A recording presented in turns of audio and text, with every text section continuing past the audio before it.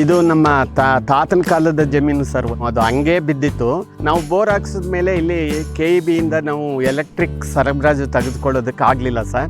ಆಮೇಲೆ ನಮ್ಮ ಮಗಳು ಯೋಚನೆ ಮಾಡಿ ಸೋಲಾರ್ ಎನರ್ಜಿ ಮುಖಾಂತರ ಯಾಕೆ ಮಾಡಬಾರ್ದು, ನಾವು ಮೇಗಾಟೆಕ್ ಇದನ್ನು ನೆಟ್ಟಲ್ಲಿ ನೋಡಿ ಅವ್ರಿಗೆ ಕಾಲ್ ಮಾಡಿ ಮಾಹಿತಿ ತಗೊಂಡು ಅವರು ಬಂದು ಇದನ್ನೆಲ್ಲ ವ್ಯವಸ್ಥೆ ಮಾಡಿದ್ರು ಸರ್. 1,50,000 ರೂಪಾಯಿ ಕಟ್ಟಿದ್ವಿ ಸರ್ ನಾವು.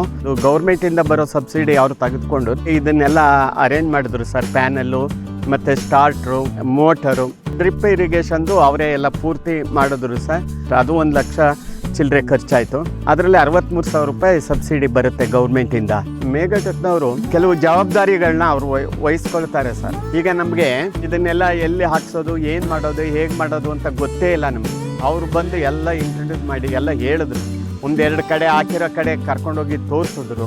ಒಂದು ಪ್ಯಾನಲ್ಗೂ ಮತ್ತೊಂದು ಪ್ಯಾನಲ್ಗೂ ಮಧ್ಯೆ ಒಂದು 3 ಇಂಚಸ್ ಜಾಗ ಬಿಟ್ಟಿದ್ದಾರೆ.